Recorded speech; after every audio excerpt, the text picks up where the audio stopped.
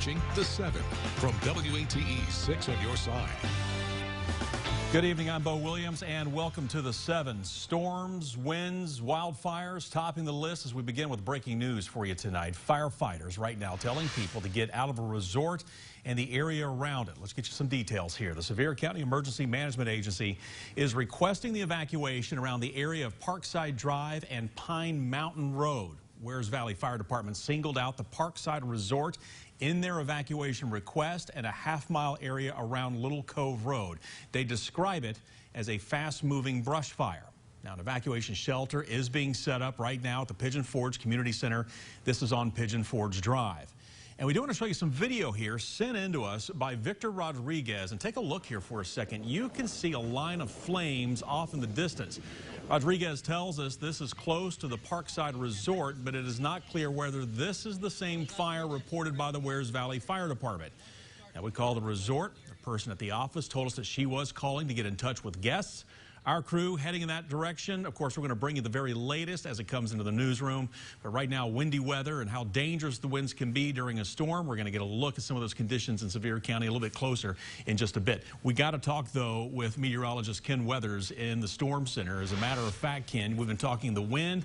Fortunately, we do have some rain behind this, but it's all about timing right now, it looks like. Exactly. We got to wait for these winds to continue to die down, which, Bo, isn't going to be till after midnight. But as you mentioned, at least some rain is on its way, if not already in some of these spots. But look at some of the wind gusts we've already had today. Wares Valley, which is in Sevier County, 78. Happy Valley, Blount County, 69. 59, Oneida and Scott County, Campbell County, Cumberland County, Crossville, 54, and Oak Ridge, 39. Everybody basically still under a wind advisory, meaning winds could gust to 55, but the area shaded in purple. Higher elevations of the Smokies, those are high wind warnings.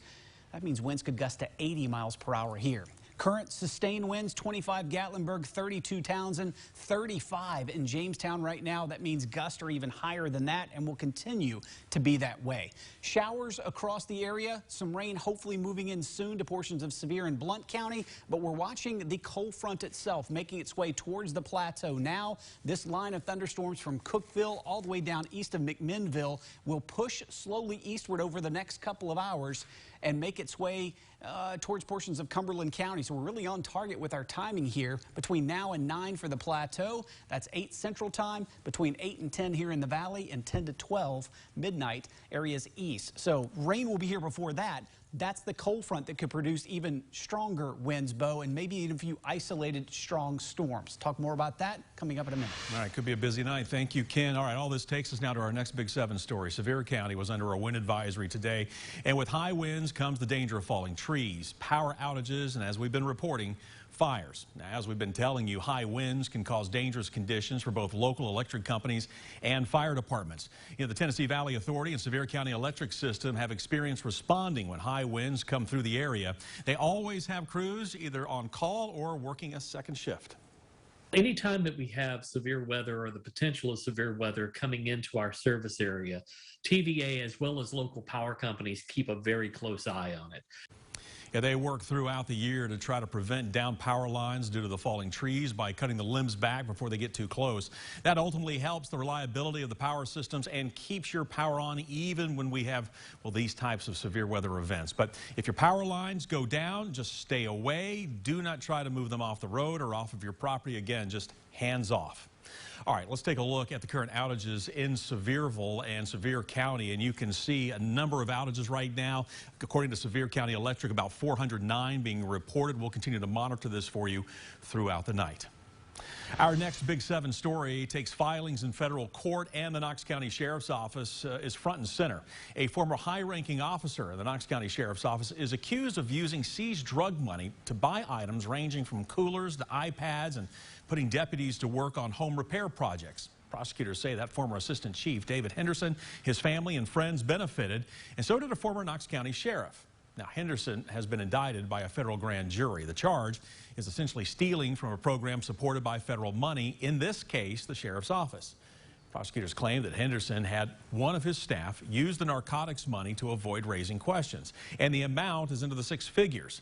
The indictment shows those iPads alone totaled $138,000. to ask for the personal construction work. A few notable projects listed include a duck blind on private property to be used by a former sheriff and a privacy fence at a former sheriff's home. Henderson pleaded not guilty in federal court this morning. Of course, we'll keep following this case. The time frame for the allegations, we should note, runs from 2011 to 2018.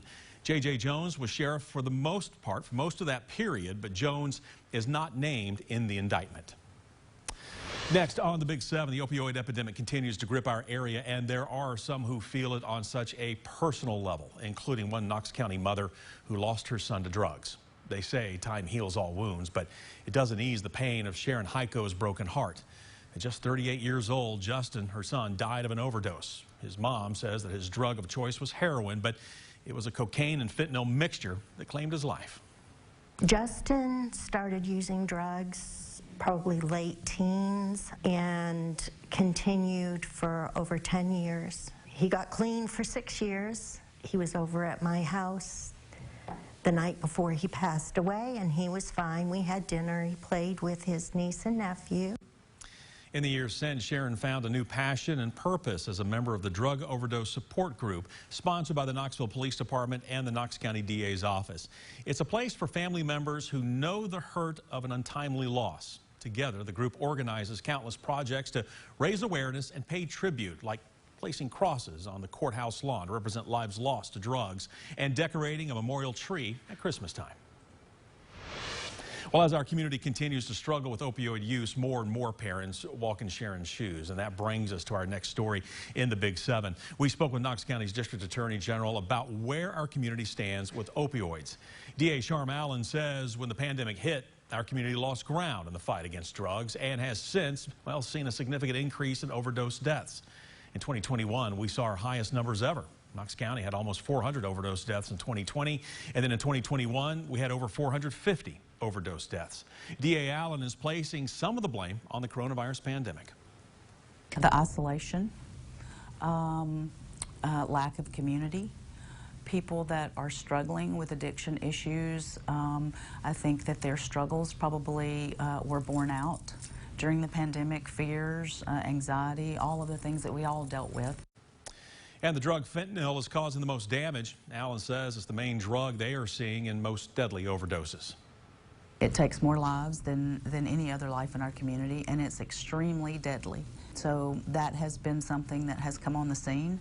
When our numbers started rising, it was a result of fentanyl. Her office is trying to tackle the problem head on with an overdose death task force. They look over each overdose as a potential homicide and try to charge second-degree homicide on any dealer they can tie to the crime. Next here in the Big 7, a community meeting with the two finalists for the next superintendent of Knox County Schools is going on as we speak. We've been telling you the two finalists are Dr. John Ricewick and Dr. Linda Cash. Now, Ricewick is the current assistant superintendent and chief academic officer of Knox County Schools. Cash is the current director of Bradley County Schools. So let's get a live look here for a moment into what's happening at the meeting right now. This is happening at Bearden High School. We should point out here, as you take a look, the board will interview both candidates coming up tomorrow. A final vote is set to happen on February 22nd. We're going to have a wrap-up of this meeting, though, for you coming up tonight at 11 o'clock. We hope you'll join us then.